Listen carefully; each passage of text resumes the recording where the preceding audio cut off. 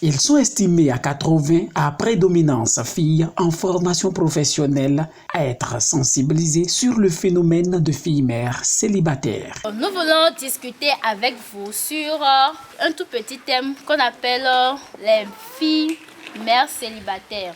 Normalement, avant de tomber enceinte, c'est que tu es sous le toit d'un homme. D'accord? On ne peut pas appeler cette personne-là célibataire, mais quand on t'appelle célibataire, c'est que tu es seul. Tu n'as personne, tu n'as pas un homme. Ils ont quitté leur atelier pour apprendre au centre Okwabo de Parakou avec les correspondants pour l'égalité et le parajuriste communautaire de Rescue Group sur le phénomène. Lorsque l'envie vient, il faut faire attention. Si vous allez en contact avec un homme, d'accord, sans vous protéger, sans prendre les dispositions nécessaires, vous pouvez tomber enceinte. Et ça va revenir sur le phénomène qui nous a réunis ici, puisqu'on s'est réunis à cause du phénomène fille-mère célibataire. Vous savez, quand quelqu'un tombe enceinte en apprentissage, d'ailleurs même grossesse là, vous savez comment ça se passe? Oui, c'est non, parce que vous n'avez jamais contracté grossesse. Mais vous voyez à côté ceux qui sont enceintes, on craque aujourd'hui, on dort, on fait tuer, puis quand on fait ça là, est-ce qu'on peut travailler? Non. Il faut chercher ce que l'enfant va manger, parce que l'enfant est à votre charge seul. Vous, peut-être c'est dans votre 100 francs de petit déjeuner là, il faut acheter encore à l'enfant. Encore plus quand c'est comme ça, les parents ne vous donnent même plus les 100 francs là.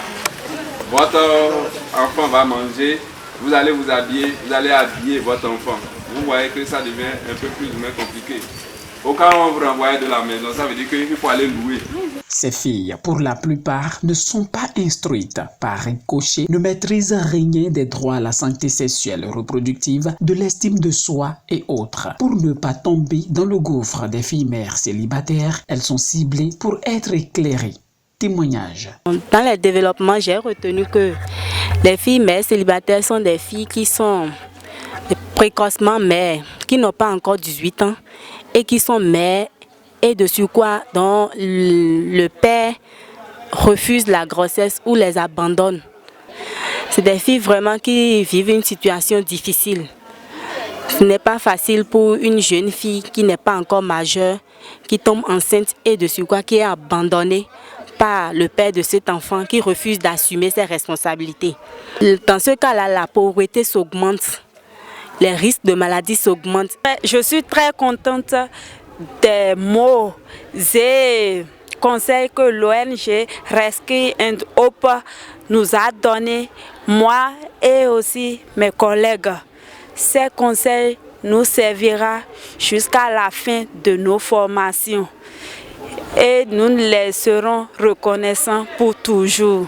Personnellement, moi j'ai apprécié les thématiques qui ont été abordées.